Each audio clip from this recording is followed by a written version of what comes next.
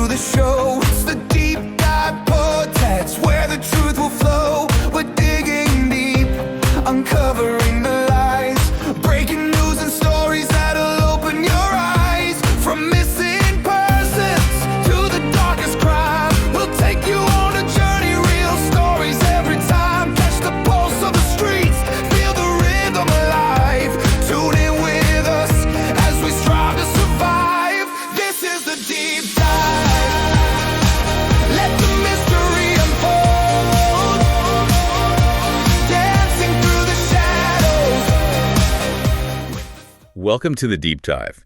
Today we're looking into a really disturbing case. The death of Celeste Rivas Hernandez, just 14 years old. Yeah, found in the frunk. That's the front trunk of a Tesla, a black one. And that Tesla was registered to the R&B singer David, professionally known as D4vd. He's 20. Highly suspicious circumstances, obviously. Definitely.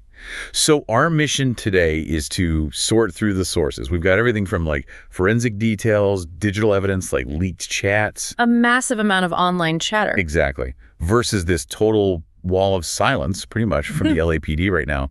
We need to cut through that noise. And, you know, for you listening, this case is really defined by that massive gap. You've got the police investigation, which is moving slowly, carefully. LAPD Chief McDonald even called it a homicide investigation. Right, homicide. Well, it's an ongoing investigation. We have a lot of resources dedicated to bringing it to a conclusion. LAPD Chief Jim McDonald speaking with Eyewitness News about the relationship between 20-year-old David and Rivas, who just turned 15 earlier this month. Because it could be illegal to have a relationship with somebody that age. Yeah, certainly whenever you investigate a homicide, the detectives look at all of the associated issues. But on the other hand, there's this digital paper trail, stuff that's been out there for months, maybe years, hinting at a link between Celeste and David. Okay, let's start with the discovery itself, the Tesla. September 8th, 2025. That's when they found her. It's just awful timing. The day after what would have been her 15th birthday. And her remains. They were sealed in plastic, found by tow yard workers. Yeah, complaining about this overwhelming stench from the car. A black Model X, expensive car, Texas plates. And the timeline of when the car was left there. That's fuzzy but crucial, right? It is. Neighbors saw it near David's place in the Hollywood Hills. Maybe back in late August. Some said it felt like, you know, over a month. And it wasn't far from his house. No, like 150 feet from the rental mansion he was in. And the car itself, sources say it had damage, a big dent in the back, dirty windows, looked like it hadn't moved in a while. Okay, and this is where things get frustrating. The police respond. Like, yeah, neighbors called about the smell, thinking maybe a dead animal. But LA protocol for abandoned cars meant traffic officers had to come out, ticket it, ticket it again. 3 times.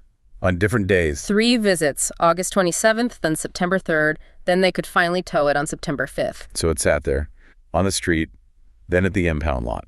Exactly. All because of procedure.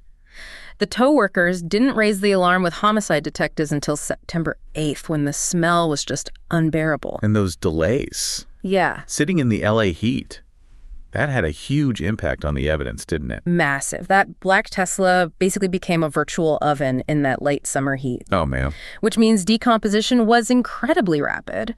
Sources say the remains were highly compromised. Determining time of death. Very difficult. They're looking at maybe a broad, 3-week window at best. Wow. So the procedural delay plus the heat, it really shifts the focus, doesn't it, away from classic forensics? Completely. It pushes everything towards the digital evidence, towards the car itself as data. Right. The Tesla as a rolling hard drive. What exactly are investigators looking for there? Okay, so this Model X, it's got cameras everywhere, 8 outside, 1 inside. Right. They want more than just GPS. They're after the whole digital treasure trove. Location history? Yeah, but also when doors open and closed, especially that frunk. When was the last time it was accessed? And was Sentry Mode on? What's that? Sentry Mode is the car's own surveillance system. Uses the exterior cameras to record anything happening around it when it's parked. Oh, okay. If that was active, it could be huge. It might show who approached the car, who opened the frunk, who left it there. But getting that data... It's tough. Tesla encrypts it. LAPD needs a subpoena to get Tesla to hand over that digital footprint. That data could unlock the car's final movements, who was involved. Okay, let's shift to Celeste herself. Yeah. And this whole digital trail, the age difference, it's deeply troubling. It really is. She was known to run away frequently. from Lake Elsinore, which is about 70 miles away. Reported missing multiple times in 2024, starting when she was only 13. Yeah, January, February 2024. Police even found her in Hollywood once before and returned her home. She was clearly vulnerable. But the connection to David, it seems to go back even further online. Way further. Sources point to a Discord chat. October 2022, Celeste was 12, David was 17. And he's in the chat asking, Celeste in here. That's, well, that raises immediate red flags about grooming statutory issues. And then it got more public, or semi-public. Seems so. December 2023, a demo track leaks.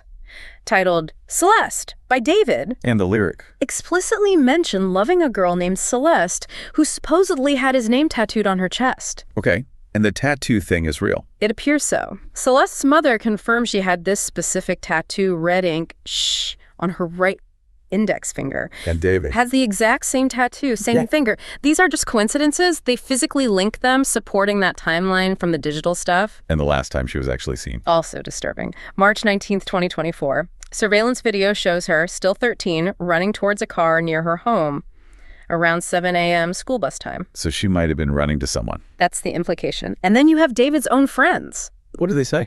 They confirmed to sources that David and Celeste were romantically involved, and this is a big but, they claim they thought she was older, like 19, maybe a college student. Which sounds like covering or just willful ignorance. Could be either, but it shows people around him knew something was going on, even if they claim they didn't know her real age. Was any of this known more widely? Like online? Oh, yeah. Back in February 2024, someone commented on David's TikTok, an anonymous user. What did it say? Something like, waiting for LAPD to get your ass for messing with a 13-year-old girl. Wow. So fans, or at least someone, knew and were calling it out online months before she was found. Exactly. Which raises huge questions about why nothing was done sooner. The warnings were there. And David's situation at the time, living in this expensive Hollywood Hills place. A $20,000 a month mansion, yeah. Yeah. Leased by his manager, Josh Marshall. And guess when that lease started? Let me guess. February 2024. Bingo. The same month, Celeste first started being reported as a runaway, heading towards Hollywood. That timing is tight. Very. He had the money. His record deal was reportedly worth at least $3 million, maybe up to $6 million. He gets this house right when this vulnerable teen starts repeatedly running away to his area. And there were other weird social media posts, too. There's one particularly ominous one. June 2024. He reposted a TikTok clip, someone chopping meat. Okay. And the caption he added was, "Me if I see her talk with other dudes." It suggests possessiveness, maybe control. It paints a dark picture. Okay, let's talk about the investigation now.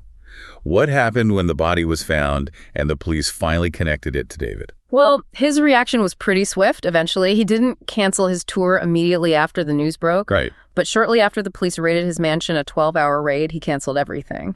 U.S. dates, overseas dates, done. 12 hours. What were they looking for in that raid? Sources say it was intensive. Checking drains, seizing electronic devices, looking around the house suggests they were hunting for trace evidence, blood, tissue, signs of a cleanup maybe. Inside the house itself, not just the car. Precisely. Trying to see if the crime or part of it happened at the mansion before the body was moved. And since then? He's lawyered up, hired a big-name celebrity attorney, which is standard, and his manager immediately broke the lease on that Hollywood Hills house. Classic moves to control the situation legally. But still, despite all this, we have to emphasize, no arrests, no official suspects named. Correct. And the biggest hurdle right now seems to be the official cause and manner of death. It's listed as deferred. What does deferred actually mean here? It means the medical examiner has done the autopsy but needs more tests before making a final ruling. Toxicology, maybe looking closer at the bones, tissues. Because of the decomposition. Exactly. The condition of the body makes it hard to say definitively how she died right away. Homicide, accident. They can't rule anything out yet. So forensics is tough, but not impossible. What can they still check for? They can still look for specific things, tool marks on the bones, for instance, which could relate to claims of dismemberment that have been floating around online. Okay. And crucially, they'll examine the neck area, specifically the hyoid bone. Why is the hyoid bone so important? It's this small horseshoe-shaped bone in the front of the neck. It often gets fractured during manual strangulation. Wow. So even with decomposition, checking the state of that bone is critical for seeing if there was that kind of violent asphyxia. What about toxicology? Could it have been an overdose? Can they even test for drugs? They can test, yes, but the results are tricky. Because the body's broken down so much, they can probably tell if certain drugs were present, the qualifying amount. But not necessarily how much. Exactly. Quantifying the dose to prove it was definitely lethal versus therapeutic or just recreational, that's incredibly difficult, maybe impossible with this level of decomposition, which makes arguing for an accidental overdose based only on tox very hard. And there was talk online, speculation about pregnancy, paternity testing. Is that feasible? Forensic experts say it's very, very difficult. That's simple. But maybe not impossible if certain internal organs, like the uterus, were preserved well enough to get samples. It just shows the immense challenges they're facing. They're pushing the limits of forensic science here. Absolutely. And that wide 3-week window for time of death, plus the uncertainty about the exact cause. That's got to be a huge opening for David's defense team, right? Oh, definitely. If the police can't pin down when she died, the defense can create reasonable doubt.